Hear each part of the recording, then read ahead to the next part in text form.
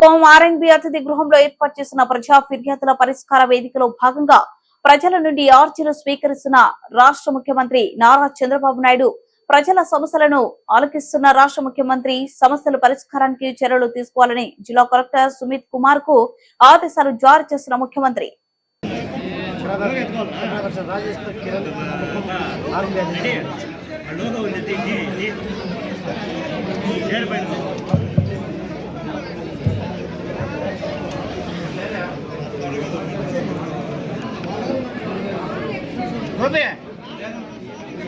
Gobe.